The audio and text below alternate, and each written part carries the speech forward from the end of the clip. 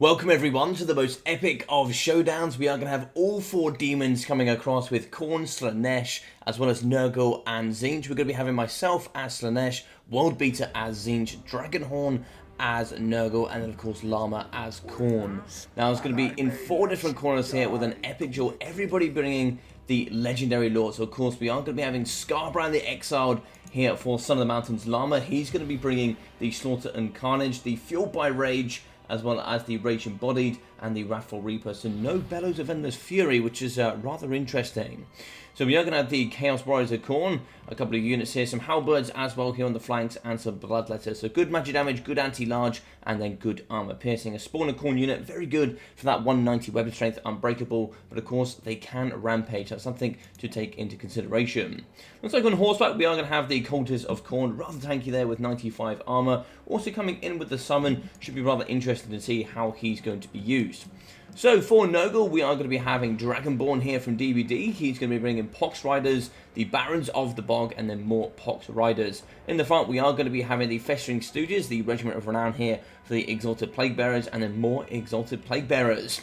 We're also going to have the Big Chungus. Kugarth is going to be here for us today with the Pestilence Decay, the Arcane Conduit, the Children of Nurgle, Slime Trail, and the Nurgling Infestation. The spell is going to be the Fleshy Abundance, the Rancid Visitations, as well as the Stream of Corruption, and then of course his triple abilities.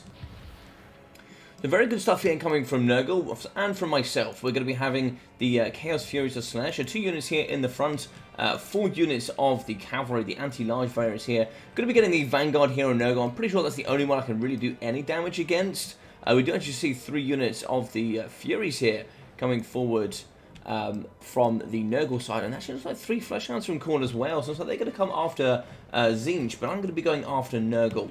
In the front we are going to have the Bringers of Beguilement. These bad boys, or should we say bad ladies, are very good in combat. Of course they do have that rampage mechanic here, as well as that perfect vigor, devastating flanker, and the soul scent. In the front, 2 units of the Soul Grinders, anti-large and armor piercing in melee combat, backed up by Nakari. So the man, the myth, the legend is going to have the Harvester of Souls, the Arcane Conduit, and the Soul Siphon. The spells being the Slicing Shards, Acquiescence, and the Lash of Slaanesh. The Wit Stealer Sword, as well here as the Winning Play, making him very, very powerful on the battlefield. So coming here from World Beater from DVD, Flamers at the front, 4 units of the bad boys ready to go. We are going to have a unit of the Chaos Knights of Tzeentch, make that 2 units on the floor. The heavily armoured cavalry, very, very strong indeed, very good roadblocks. In the sky, we're going to be having Doom Knights. So it's going to be Knight of Immolation and 1 regular Doom Knight, as well here as Karios Fateweaver. So the man, the myth, the legend in the sky here with Life Leeching and the Greater Arcane Conduit, with the spells of the Blue Fire, as well as the Staff of Tomorrow, the Scroll of Destiny, the Void Pendulum, the Gaze of Fate, and the Oracle of Eternity. So as we get going here, we do see Furies just going to get nice around here on Nurgle. We're going to be charging straight across the battlefield. You can see there's nothing left here in my deployment zone. Everything's going to be coming to the left-hand side. Furies going to be waiting in the backside alongside Fleshhounds, trying to see if they can compromise any of the build here coming forward from Tzeentch. But we do actually have the Exalted Plague Bearers getting into the line here to fire up against the Flamers. And I don't know if this is going to go too well for them. I think Flamers are going to scorch them so goddamn well in the front. Look at the damage. Brilliant stuff here. But Deathhead's now going to be firing back those shields. They are going to hold and kind of dissipate the majority of that damage. But, you know, they're going to be quicker here than Exalted Plague Bearers. So I'm going to charge to the back here. We do have Hellstriders and Furies diving down on the Pox Riders. I'm going to have the mobility on my advantage. And Nakari's going to come to the top here and fight up against Kugarth. If I fight well here, I should be able to bring down the Big Chungus and get lots and lots of value. So Acquiescence, reduction on speed. And we're also going to get the Winning Prey, bringing him down to 0 melee defense. Hopefully I can snipe him incredibly quickly. So the Fleshy Abundance going down, the Spiphoric Musk also being activated, really reducing all of those melee stats. A big fighting here in the middle. The Wit Stealer Sword has been activated. 960, up to now 1,000 weapon strength is going here up against Kugarth, and he is not having a great time. So we're going to be trying to fight here. So the Blue Flame actually comes after Nakari. So it's been a bit of a betrayal here coming forward from Tzeentch. And in the middle also we're going to be fighting maybe a spell here. Yes, that's going to be the Slicing Shards from myself, dawning down on the Exalted Plague Bearers, doing some pretty damn good damage. But the Plague Bearer is really going to be struggling to see a lot of the Flamers getting taken down here by Pox Riders. Coming over, it's going to be Khorne. They're going to be rather slow. That's one of their kind of downfalls here in the free-for-all. But we do see that Cougar is going to be losing. The triple big boy is going to be doing all the gorgeous work, and Cougar sadly will be falling here. We can see a Warp Flame weakness as well here as good debuffs thanks to the Spifforic Musk. Cavalry going to be moving away. We do actually see the Bringers of Beguilement fighting here up against the Exalted Plague Bearers. Flames in the front going to be scorching the backside here of the Barons of the Bog. They need to get forward and they need to shut down these Flamers really, really quickly. We do see Rear Chargers and Hellstriders. I'm trying to get as much value as possible. The fighting up against the Festering Stooges is going to be rather good there for me. Over on the left, more cavalry fighting here up against the Exalted Plague Bearers. In the sky, though, we're actually going to get a nice ridge top here for Tzeentch. They're going to be coming down with the cavalry fighting here up against Skarbrand. And in the back, the Chungus does fall. So he is going to go down here. And I believe at this moment, I do take the lead. Sadly, here, we're not going to be having the values at the top. But I do believe I take the lead there. We do actually have Hellstriders in the back, and I know I need to have a nice, big, quick impact. If I don't have that, it's going to be rather scary. So we're going to be holding Skarbrand in place with the Gaze of Fate, and look at that Flamer action. Going to be scorching up against Skarbrand here as we pin in with the very heavy Chaos Knights of Tzeentch. Really nice stuff. The Cultist is going to be in the back, though. He's going to be on horseback, just kind of carving through all of these Flamers, and with every hit here, he is going to be taking down a model, doing some really nice work indeed. In the pocket, we do see some Chaos Warriors of Khorne. They're going to be, fighting their way through to the front line. They really need to get value. And in the backside here is going to be another Slicing Shards, catching so much infantry here. Slicing Shards so good for the magic damage, but also AP. So we do actually manage to break there with the Chaos Knights. Good white there from the Spawn and the Halberd duo. And Skarbrand is going to be in the back. Blue Flame actually nearly missing there. Rather interesting one, but we are going to rampage here. The Wrathful Reaper is going to be activated, but Flame is going to be in the backside up against Skarbrand. And so Bloodletter is going to make their way forward here up against the Chaos Knights. Good armor piercing, and will do some very, very good value indeed. So we do rampage here, and it's like we are going to be, I don't know what that is, that's Fascination going to be rampaging, so that's going to be me there causing some damage up against the Bloodletters, trying to get as much value as I possibly can, and really clearing through Khorne. They were looking rather healthy, so I had to go over there and make sure that they weren't looking too tip-top shape. Now we do see here Skarbrand still going to be fighting, rampaging here thanks to the Wrathful Reaper, but we do have the Doom Knight in and around him. That's going to be rather painful. The mass there is going to do pretty good stuff. They've got to be careful on friendly fire here from the Flamers. They'll do really good work up against their own Doom Knight, but Skarbrand certainly has been neutralized. In the sky, we are going to be having Blue Flames coming down on Dakari, and this is a betrayal like no other. Of course, we're both fighting up against Nurgle here, and we're doing pretty well. And then, of course, the big blues here came to try and do some big damage. So in the middle here, we do have the Bringers of Beguilement. They're going to be fighting up against the Bloodletters. Going to be rampaging, giving all those debuffs as well. Actually, maybe they don't have any debuffs. But I believe they actually did have Seduce, which did give -8 melee attack. But maybe that's only going to be the regular Exalted Demonettes. In the backside, Deathhead's now going to be firing into the backside. Actually, maybe it looks like they're going after... No, they are going to be shooting here up against my Exalted Demonettes. So I changed targets, and I decided to push over here. I can't really afford to getting shot there. We do actually have the Soul Grinder with a bit of anti-large fighting here up against the Spawn of Khorne, but they kind of get away.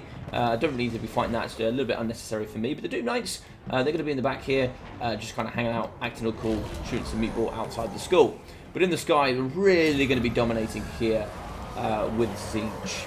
We do go with Nakari. Nakari's trying to get good value here on Skarbrand. The Willing Prey was activated, -40 melee defense, plus also the Spifforic Musk as we charge in here with the Soul Grinder. The two there versus one should be able to do it, but Nakari is not looking great. He's going to get scorched to the backside here by some of these Flamers. The Halberds in the middle, they kind of need to pressure the Flamers. Of course, we are going to be fighting with kind of dueling here to try and see what value we can get. I really need to get this Soul Grinder to finish him off. But we do actually see the rampage here. The Raging Body is going to rampage my beautiful Soul Grinder here. But we should be able to finish off Skarbrand, hopefully. The Cultist is also going to be fighting, but Deathheads now actually do finish off Skarbrand coming forward from Nurgle. Nurgle's still holding on here. The Festering Stooges are incredibly powerful.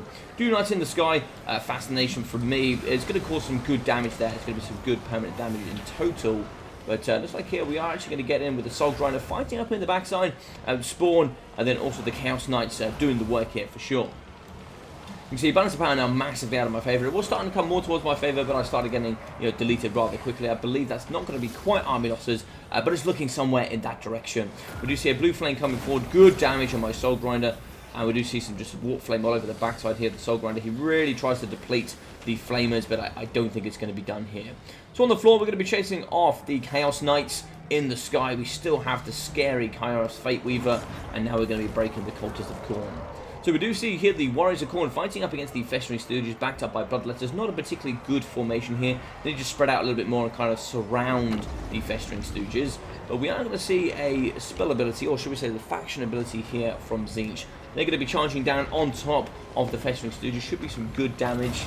Oh no, they're actually going to go with the Bombardment spell. Some really good reactions there coming out of the Bloodletters and Llama to get away here from that bombardment of pink and blue. In the middle, we do return here with the Cultists, but we have Doom Knights in the sky. The Knights of Immolation should be able to finish off the bad boy. And yeah, you can see here Tzeentch is looking rather dominant.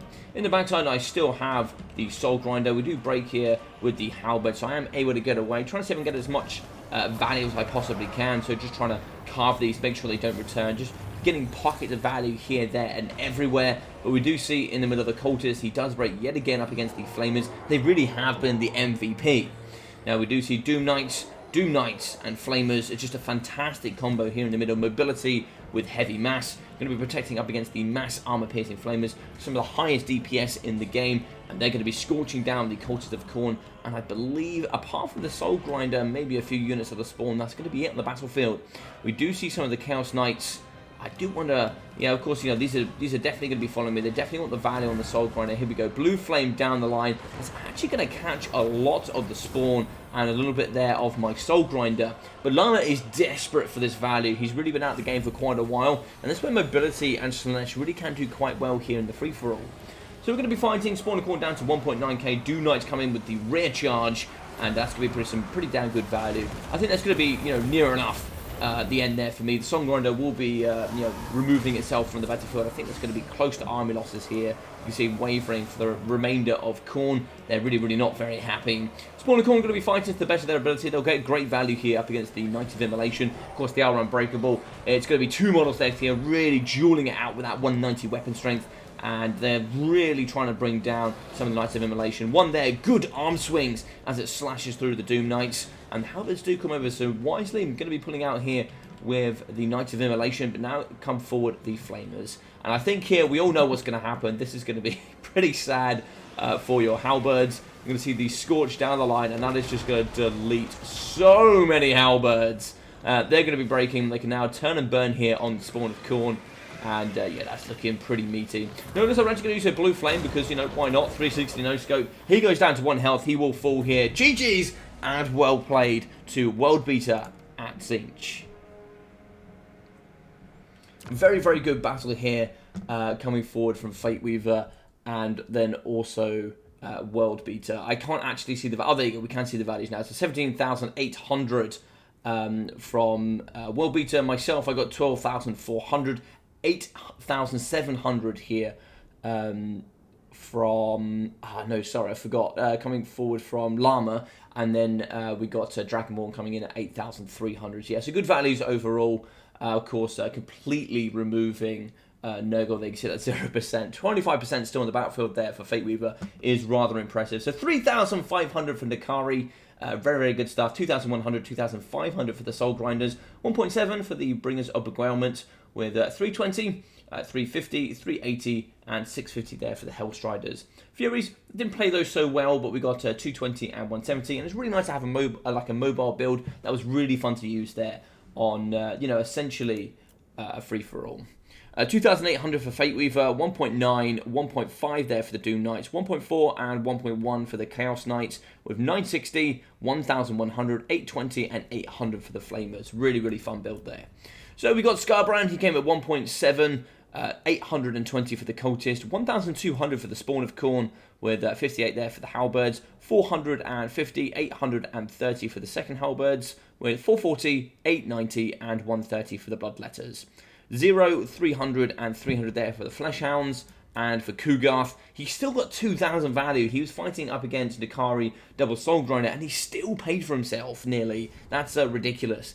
We're going to be seeing 1.6k there for the Festering Stooges, 123 there for the Barons of the Bog, with 1.1 and 700 for the Exalted Plague Bearers. 850, 200 for the Pox Riders, with 00 and 32 there for the Furies. So I think their overall Nakari actually got the most value out of all the Legendary Lords. Let's have a look here. Yes, he got the most value, which is excellent. Nakari was certainly very fun to use. He's incredibly fast, really good debuff, very good sniper, but in the end there, just got caught out by some flamers, which, you know, that does happen to the best of us. So I hope you guys enjoyed that. If you did, please smash that like button. Feel free to leave a comment down below and subscribe if you haven't already. If you'd like to see some more, do let me know. It is boiling hot here, but I'll try and get as many replays going forward as I can. So other than that, take care of yourselves. See you all soon.